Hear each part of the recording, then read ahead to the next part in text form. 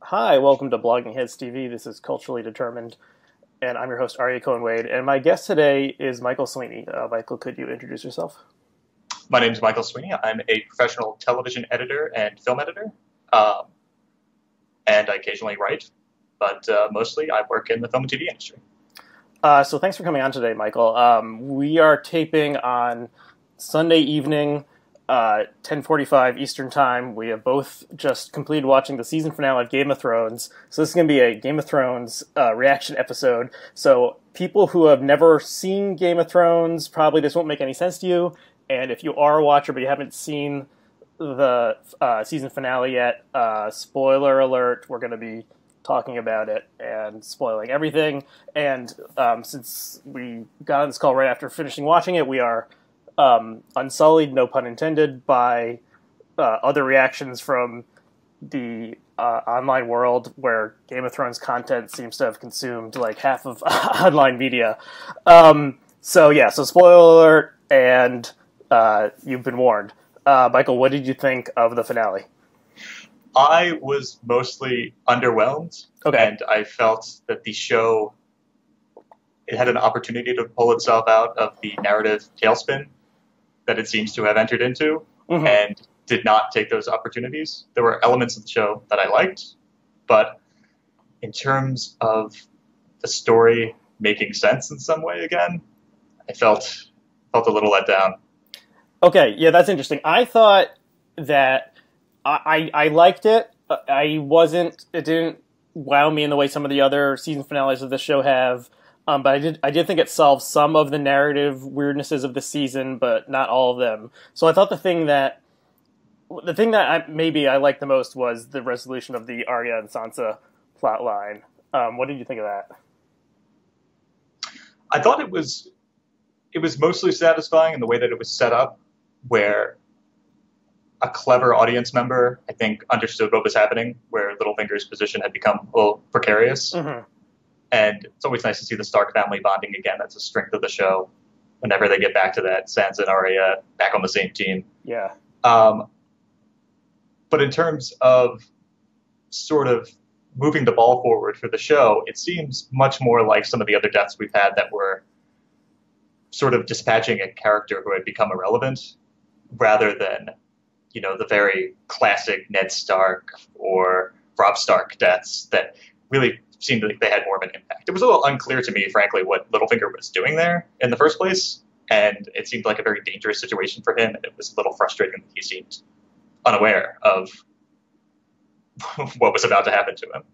Yeah, I mean, the episode last week, I thought the way Arya and Sansa were acting around towards each other was very contrived, and it seemed like they just didn't know what else to do with these characters, so they came up with a contrived way to set them against each other. So having it, come out that actually they were in cahoots and were working against the Machiavellian Littlefinger was satisfying, and they hadn't really killed anyone major off this season. So someone, the signature of the series is the deaths of major characters. So Littlefinger is a pretty big character, and he got certainly been on the season or on the series since the first episodes. Right, and as they explicated, he, for reasons that are still not entirely clear, maybe this is kind of a flaw in the plotting of the show and the book, he instigated the entire conflict of the show by framing Tyrion as the assassin of Bran Stark, causing the Stark Lannister division and the fighting between these two families for the past 6 seasons. So, and it was never exactly clear why he was doing that. He had this thing where he said chaos is a ladder, and it's interesting that this. I mean, he is one of the few non-highborn characters on the show. He kind of is a self-made man and works his way up. And he seems to see that he can rise by through chaotic means, but the highborn characters are the ones who we end up rooting for, not the commoners. And did you see that article? It was in the National Review, I think, of all places, where it was saying Littlefinger is the only hero on the show. No, the only person no, worth rooting for because he's not an aristocrat. That I'll is find funny. it and send you a link. It was Okay, yeah, that's funny. It was a very interesting take on it, but I think there's some truth to that. Where, especially, I haven't read the books. Full disclosure, but in the earlier seasons of the show, there was something very subversive about how the plotting worked, and it felt like it was very much getting away from this idea of, oh, there are these aristocrats and they were born to it and they're fulfilling their rightful place in society. And a character like Littlefinger, who really did rise from the lower classes, I thought was a very interesting character, and it was a very interesting character arc. Yeah, and I think Ross Douthat made this point that, this is kind of, while this is a wildly popular show, in particular, a lot of liberals like this show, and he saw an irony in liberals rooting for, the highborn noble Starks to regain their rightful rule over the North, and it kind of like people pining for an aristocratic family just to take care of things. So, but I mean, did it ever make sense to you what Littlefinger really wanted to do? Like, did he just want to end up with Sansa? Did he, like, I've seen people say Littlefinger will end up on the Iron Throne, and that's obviously not going to happen anymore. What do you think? Yeah, it seemed like his plan didn't really extend much beyond that, which in a way I suppose was sort of wise to not try to plan too far ahead. And it certainly seemed like his professions of love for Catelyn and then Sansa were very instrumental. It's hard to take him very sincerely about that, even though he would tell us over and over again, I love you more than anything. But it did seem like he ran out of gas a little bit at the end. And whatever scheme he was cooking up in Winterfell, it seemed uncharacteristically sloppy and poorly thought out. Yeah. I guess there's something to be said. They do try to explain it a little bit in this episode where he seems sort of unfamiliar with the Faceless Men or what exactly their capabilities are. So I suppose maybe you say he just got caught unawares. But similar to, I guess it was 2 seasons ago when he sold Sansa to the Boltons, and he was just kind of like ignorant of who the Boltons were and their reputation for cruelty. Yeah. It seemed like it was Littlefinger dropping the ball a little bit in a way that the character, we weren't led to believe that he would. Yeah. It was nice to see Arya dispense justice to him and, Sansa order it and Arya be the one who meted it out. What did you think about that? I thought, because they had made such a big deal about the Starks, whoever gives the sentence swings the sword. Right. That I did flash back to that, saying that they made it's in the first episode of the show that they make that decree. You can't really see Sansa swinging the sword, and that's not true. That's not her role. And only just a few women on the show have the physical ability to be an executioner. I guess Brienne and Arya are really the only two. So I think this is a way of uniting these two characters who at the very beginning of the show, when they're all still children, are kind of fractious sisters, and now they're really acting with a single purpose. Yeah, I think that makes sense. It's an interesting note. I'm be interested to see if they address it more. Yeah. So the centerpiece of the episode was this big meeting of like more characters in one place than the show has ever had before, in the old dragon fighting pits. And I mean the one of the biggest criticisms of the season has been that like the characters are just acting in illogical ways. So this crazy scheme to go north of the wall and grab an ice zombie and bring them back, bring the monster back for Cersei to see. It seemed like they did kind of like a double twist where and I thought maybe the second twist didn't really make that much sense. So having it seemed like the kooky plan did work, and I thought it was effective. Though you think maybe the zombie had like died a second time and it wasn't going to come out, and then it surges forward, and they show Lena Headey was very good, and they showed it's like the first time we really see Cersei like really afraid, personally afraid. Yeah, she was shook in the entire show. So then you think, okay, maybe this does make sense, but then they twist it again, and she's like, she doesn't really care that much about the ice zombie. So what did you think of this, the bulk of the show? It didn't make a whole lot of sense to me, the way that it was presented, especially another double twist with Euron walking out and saying, "I'm taking the fleet," and then it's later revealed, oh, it was actually, did they plan in advance that he was going to do that, or did she send a note to him being like, "You were just kidding"? Right. Yeah, it couldn't have been planned in advance because they didn't know that the zombie was going to be there. So that I don't know if that really makes sense. Yeah, it didn't totally come together for me, and I think something that was different from this finale versus last season's finale, which also honestly had some plot issues and some logic holes, was the direction of the show was just a little bit less stylish, I thought, in this finale. Michael Sapochnik, the director of the finale of the last season, was not directing any episodes this season, and I felt like he really lent a style to the show that was able to cover up some of the seams. And there were certainly effective sequences in the show, but when you don't have that sort of production value that's layered on top of it, obviously there's a production value. It's an incredibly expensive and well-made show. But that first sequence when they're all preparing to go to the Sept in the finale of last season was so spellbinding. Yeah. And this finale didn't really seem to have anything like that. I don't know what you thought. Yeah, compared to last season's finale, which had a couple kind of like really shocking moments, and my wife and I rewatched the entire show before this season, so we knew what was coming, and it's still just a gripping piece of film, the whole sequence of before the Sept is blown up. So there wasn't a kind of a grand set piece like that in this episode, although the ice dragon attacking the wall and having it collapse was very cool to see. And, That's true. And That's true. Was something that we've never seen an ice dragon portrayed on screen before, and we've never seen a 700-foot ice wall collapse on itself. So the show still can pull out these totally fantastical scenes. What did you? So you are an editor by trade. What do you think of the way the show is edited from the perspective of it's such a complicated show, and there's so many there's so many different plot lines put together. How would you evaluate it?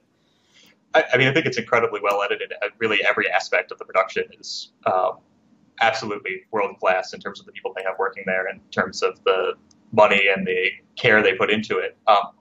Interestingly, almost as an editor, a show like this requires less creative input because almost every shot has a visual effect in it, and there has to be so much planning and pre-production and from the director. So the editor might spend more time in non-dialogue scenes if it's a special effects sequence, just really sort of assembling other pieces rather than going in and having to build something yourself out of a variety of footage. Mm-hmm. But that said, there's certainly no issues I would take with the editing. I think it's extremely well done, and this episode was no exception. Mm-hmm. So they edited together to, we finally see the full reveal of Jon's parentage for people who, I guess if you never read anything about the show online, maybe that was kind of a surprise to you. But they edited that together, so Bran flashing back and seeing Rhaegar marrying what is the Stark, Lyanna Stark. And so we know that Jon is not a bastard at all. He is the rightful heir. And they edited that together with some more incest of the show, one of his favorite things to show. Yeah. What did you think of that?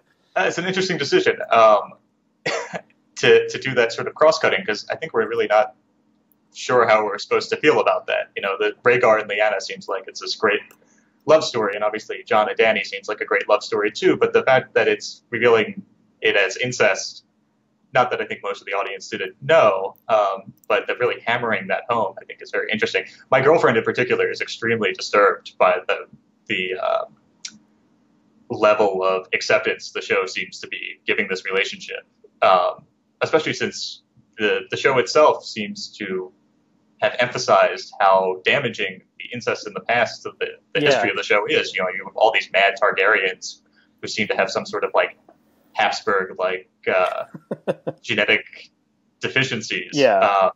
even Viserys, who didn't seem to be insane, certainly seemed to be a person who had some, I don't know if you would call them like congenital issues, but a person who was not all put together, all there. Yeah, but what's weird, I mean, there's a lot of things weird about how they've built this plot line, but like the two, the characters who we are kind of unequivocally rooting for are Jon and Dany, and so they're... I have some equivocations, but go on. Well, okay, they've been shown to be the most classic heroes in a regular fantasy series would present them as. There's other characters who we root for who are more underhanded, but like Tyrion and Jaime, but they're kind of presented as the heroic figures, but they are both actually products of this incestuous line that brought ruin to Westeros and led to creating the Mad King, who led to Robert's Rebellion. And so maybe it's just their way of, or George R.R. Martin's way of complicating the tropes of the genre, because we want to root for the heroic character who is unblemished, but there are no such people in real life. Yeah, I think it's interesting that the show, as it's become untethered from the books, has gone much more in that direction, I feel. Whereas on earlier seasons, you would have these characters that were a little more complicated. You would have someone like Renly Baratheon or Stannis Baratheon, who had some good elements and some bad elements, and maybe their claim wasn't as good as someone else's claim. And it was much more political. And now it does seem to be in this sort of Lord of the Rings territory, where it's Aragorn returning with his rightful claim to the throne. Yeah. In a way that, to me, just frankly feels less interesting. But it'll be fascinating to see where the end game of the show falls. There have been some outlandish predictions about where the ultimate reveals of what exactly is going on in Westeros are. So I'm holding out hope it's going to be something a little more interesting than the Return of the King. Yeah, and what is so there's going to be one more season of the show. What ending would be satisfying at this point? There was one of the interesting scenes, I can't remember if it was the previous episode or the one before that, was the discussion between Tyrion and Dany, where she says that she can't have a child, and what does that mean for the continuity of rule? And Tyrion mentions, that there's some kind of quasi-democracies scattered throughout this world, and maybe something like that could happen. But there's no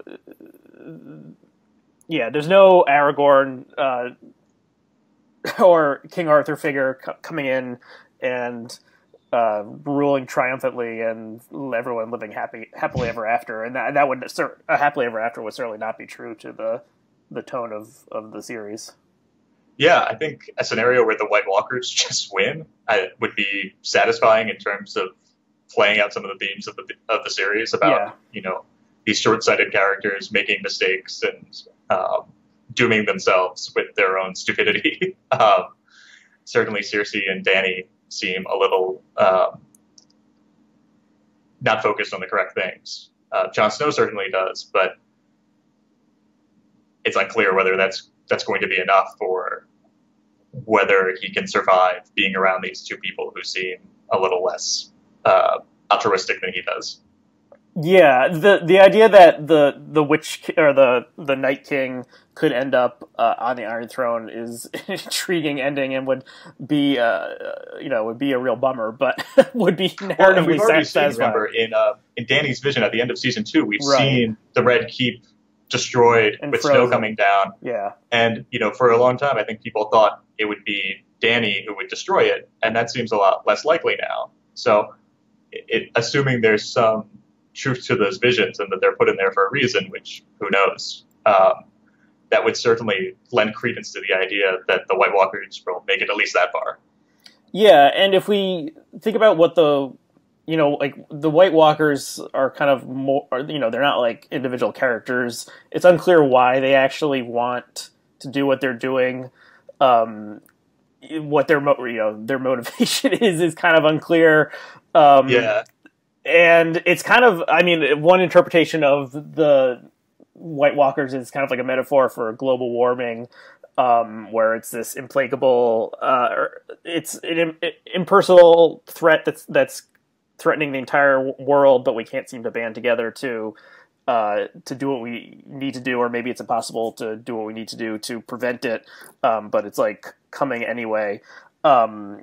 What do the you? show has suggested it's sort of like a rogue AI, right? Where the children of the forest created these things, and then it's gotten out of control, and now has similar to like the rogue AI theories, like the same way the rogue AI would destroy the universe to make paper clips. They're destroying the universe to make more whites. Which, I don't know if that's the most interesting take, but it certainly seems to explain why they act the way they do on the show. Yeah, they just want to multiply. Let's see. Is there anything else from this episode that you thought was noteworthy? I thought, yeah, I mean, as long as we're criticizing the episode, I made some notes of things that I was not completely pleased with.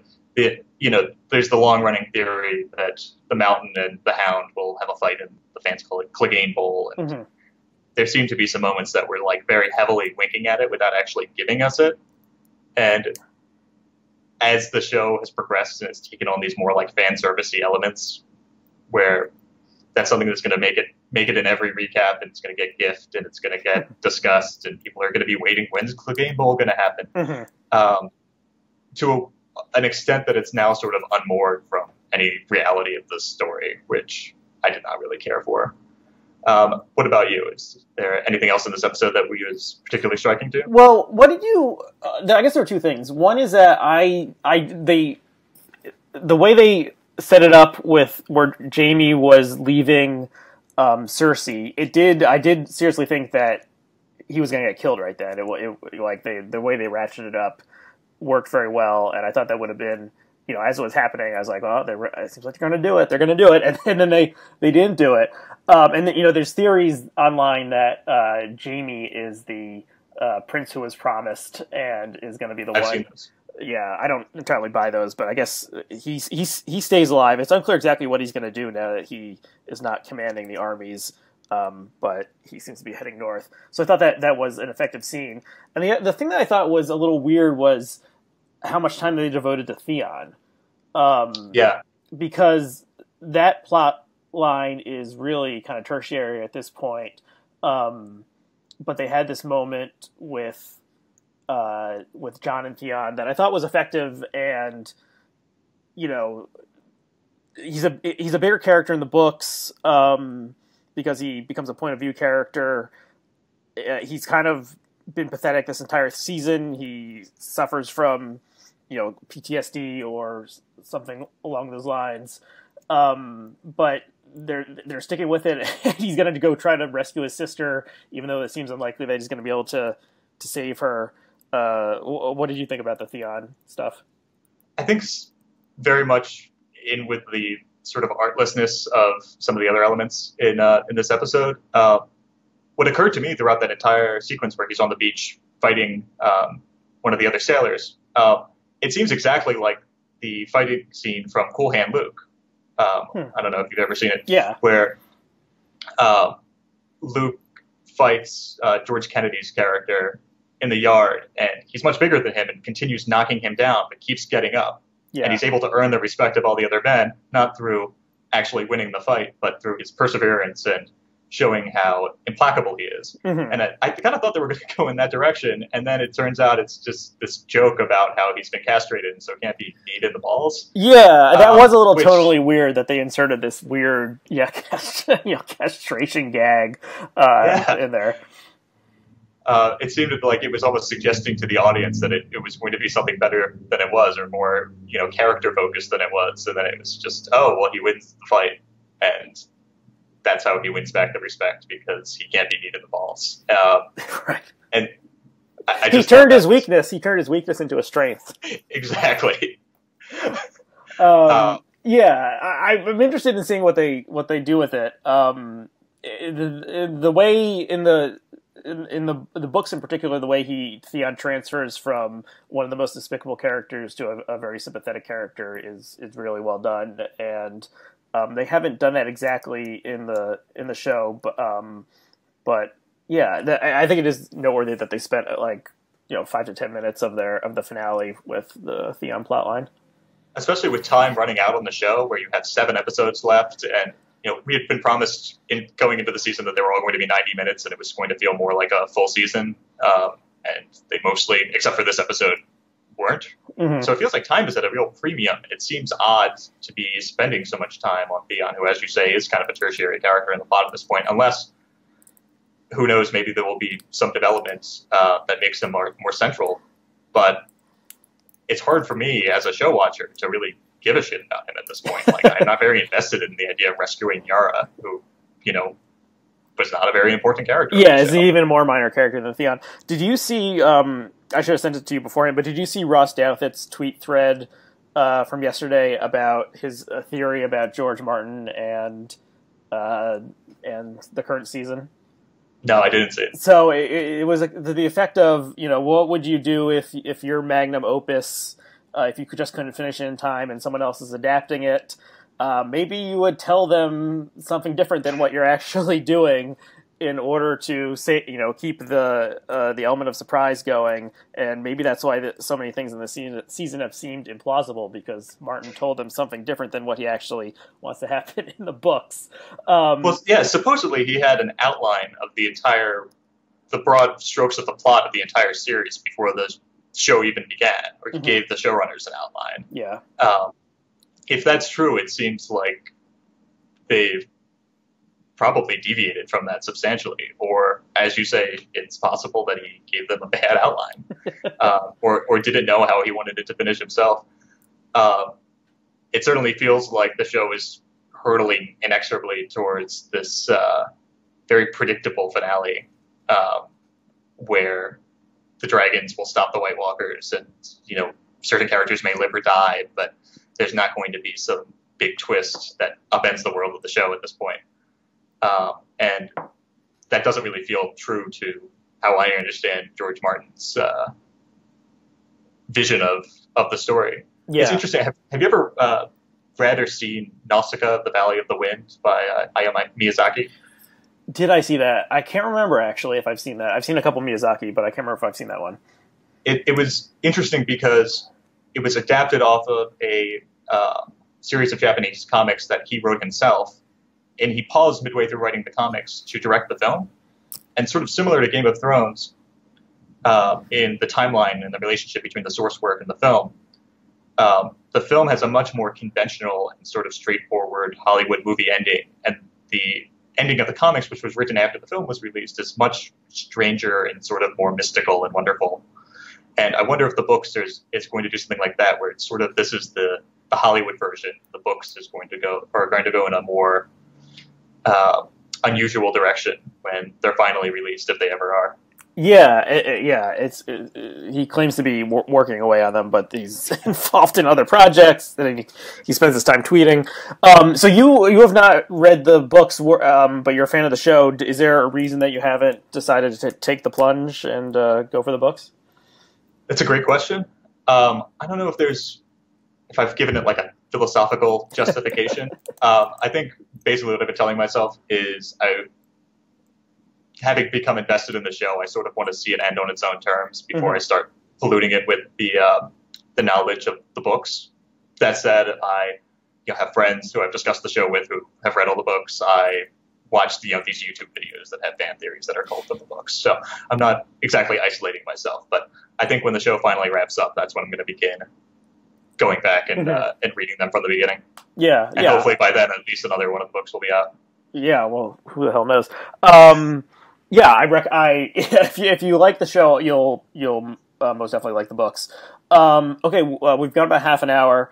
Anything else you want to say about Game of Thrones before we call it a day? There was one line that struck me from the very beginning of the episode, where Jaime is talking to Bronn on the wall at King's Landing, and he speculates maybe it is all cocks in the end. And yeah. I wonder if that is going to end up being sort of a thematic statement, especially with a lot of the castration and phallic symbolism and imagery in the show. If this has all been sort of an elaborate dick joke. Riding a dragon. There is something phallic about a dragon. There is a lot of, the sex in the show is explicit, and there is a lot of stuff about multiple castrated characters, and that's a theme that maybe they will develop some more. But it is kind of interesting, like what do these characters, what do they ultimately want? There's the ones who have an abstract conception of justice or honor, and they're fighting for those things. And then there's the characters like the Cersei, who are just fighting for their families and continuing on their line. So it is it does get into some of the deeper questions of the series. Yeah, very much so. Okay, where can people, if they're more interested in seeing your stuff, where can they find more info about it? So they can check my Twitter account, which is at MTSW. And the two most recent feature films I worked on, I was an assistant editor on It Comes at Night, which I think is no longer in theaters. It was in theaters earlier this summer. And another film called The Incredible Jessica James, which is on Netflix right now. So check both of those out. I worked on both of them, and they're fantastic. Oh, cool. Yeah, I've heard good things about Jessica James, and that's I plan on watching that soon.